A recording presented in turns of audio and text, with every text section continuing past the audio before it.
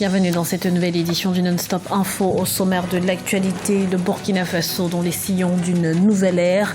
Le pays a un nouveau président de la République. Roch Marc Christian Kaboré a remporté l'élection présidentielle avec 53,49% des suffrages. Le Mouvement national pour la société du développement a désigné son candidat pour l'élection présidentielle nigérienne de février 2016. Il s'agit de Seyni Oumarou. Et puis la COP21 se tient actuellement en région parisienne en France. Une grande conférence à laquelle ont participé plusieurs chefs d'État africains. Le point sur leurs interventions dans ce journal. La nouvelle est tombée ce mardi 1er décembre. Selon les résultats provisoires annoncés par la Commission électorale nationale indépendante, Roch Marc Christian Kaboré, candidat du mouvement du Peuple pour le Progrès, a remporté l'élection présidentielle burkinabé dès le premier tour avec 53,49% des voix. Un reportage de notre correspondant Wendiam Valentin à Compaoré. Roch Marc Christian Kaboré, élu président du Burkina Faso. C'est ce qu'a annoncé la CENI, la Commission électorale nationale indépendante, ce mardi 1er décembre 2015. Des résultats provisoires qui le placent loin devant son concurrent direct, Zéphirin Diabré. Diabré Zéphirin, 924 811 voix obtenues, 29,65%. Kaboré Roch Christian Marc, 1 668 169 voix obtenues, 53,49%. Au nom de tous mes collègues, de l'ensemble de mes collaborateurs ainsi qu'aux miens propres, j'adresse mes félicitations d'abord au gagnant, qui a le droit à une fierté légitime d'avoir été choisi par ses compatriotes pour conduire la destinée du pays tout entier. Je félicite également tous les candidats qui ont pris part à cette compétition. Ils ont tous gagné par la qualité de leur campagne électorale, par leur fair play, leur esprit de tolérance et de respect les uns des autres. Ils ont été 14 à la conquête du palais de Kossiam, la présidence du Faso. Et pour les candidats perdants, c'est le fair play électoral. Je ne peux pas dire que je suis content d'avoir moins d'1%. Après tout ce que j'ai fait, écoutez, moi je vais le souhaiter bonne chance. De toute façon, il a gagné, selon ce que nous venons d'entendre. Donc je vais le féliciter parce qu'il a gagné. Non, un sentiment de satisfaction de voir que le premier vainqueur, c'est le peuple burkinabé. Parce qu'il a compris que nous sommes en démocratie et qu'il faut toujours sortir, voter dans le calme, dans la sérénité, choisir son président. Maintenant, il faut attendre s'il y aura éventuellement des recours, les résultats définitifs du Conseil constitutionnel. En tout cas, nous félicitons le vainqueur, le candidat Roch Marc Christian Kaboré, qui a été déclaré vainqueur provisoirement ce soir. Ces résultats doivent être encore validés par le Conseil constitutionnel et les candidats perdants ont encore 7 jours pour faire des recours. Roch Marc Christian Kaboré élu, aura-t-il la majorité au Parlement pour gouverner? Les résultats des élections législatives seront proclamés dans les prochains jours. Et sachez que vous pourrez suivre dès 12h GMT sur notre antenne une édition spéciale consacrée aux résultats de la présidentielle burkinabé. Et de 2 pour Seyni Oumarou, le chef de file de l'opposition nigérienne a une nouvelle fois été investi candidat du mouvement national pour la société du développement pour la présidentielle. Il est le 6e candidat officiellement déclaré pour ce scrutin prévu le 21 février 2016. Zahra Mohamed Moutiou. Seyni Oumarou, à nouveau candidat à l'élection présidentielle. Le chef de file de l'opposition au Niger a été investi candidat à l'élection présidentielle ce samedi 28 novembre 2015 par son parti, le Mouvement national pour la société du développement. En 2011, il avait déjà été battu au second tour du scrutin par l'actuel président nigérien Mahamadou Youssoufou. L'investiture de Seyni Oumarou porte à 6 le nombre de candidats officiellement déclarés à ce jour à la présidentielle. Il a déjà quand même une expérience de la gestion des affaires d'État. Il a déjà été candidat à l'élection présidentielle. Il avait été battu la dernière fois par Mahamadou Issoufou. Il a des chances réelles, en tout cas potentielles, effectivement, de l'emporter dans le cadre d'une alternance. Après, c'est la campagne électorale qui dira un peu quelle est réellement la tendance au niveau de la population. Quelques 7,5 millions d'électeurs sont attendus aux urnes sur une population totale de 17 millions d'habitants. Les prochaines élections constituent un enjeu considérable pour les Nigériens, confrontés à un certain nombre de problématiques sur les plans économiques et politiques. D'un point de vue économique, ils attendent très certainement un véritable décollage de l'économie du Niger, qui reste encore très dépendante, très peu développée, en dépit des quelques ressources dont elle dispose. Ce sont, je pense, les éléments classiques, une réduction du chômage, donner du travail aux jeunes, développer un certain nombre d'infrastructures. Déjà, donc je pense que d'un point de vue économique, ce sont les principales attentes. Après, d'un point de vue politique, il y a sans doute une volonté de la part du Niger de passer peut-être cette deuxième vitesse, donc de pérenniser les institutions, de faire jouer donc tous les leviers de la Constitution. Le premier tour de la présidentielle est programmé au 21 février 2016.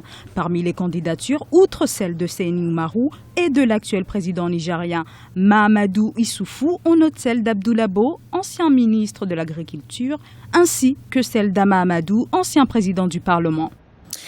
Regain de tension dans l'est de la République démocratique du Congo. Au moins 24 personnes, dont un casque bleu et 7 civils, ont été tués lors d'une attaque contre une base de la mission des Nations Unies au Congo et une base de l'armée congolaise à Eringeti. Le président de la société civile du territoire de Beni, Teddy Kataliko, appelle à la planification d'une opération conjointe entre la MONUSCO et les forces congolaises pour rétablir la sécurité dans la région. C'est une réunion gigantesque. La COP21 s'est ouverte ce lundi à Paris en présence de 150 chefs d'État et de gouvernement. Parmi eux, Théodoro Obiang Bazogo de la Guinée équatoriale, Ali Bongo Ondimba du Gabon et Paul Biya du Cameroun. Le point sur leurs interventions avec Zahra Mohamed Moutiou et Paul de Singwe. L'Afrique est vulnérable face au réchauffement climatique. La COP21 s'est ouverte ce lundi à Paris en présence de 150 chefs d'État et de gouvernement. L'objectif est de parvenir à un accord historique pour limiter le réchauffement de la planète. De nombreux chefs d'État y ont pris part, parmi lesquels Paul Biya, président du Cameroun, et Obiang Nguema Bazogo, président de la Guinée équatoriale. Pour le chef de l'État camerounais, l'heure est à l'action. Il faut préserver la forêt équatoriale et sauvegarder le lac Tchad. Deux sujets interpellent la COP 21. Il s'agit d'abord de la dégradation continue des forêts en Afrique centrale.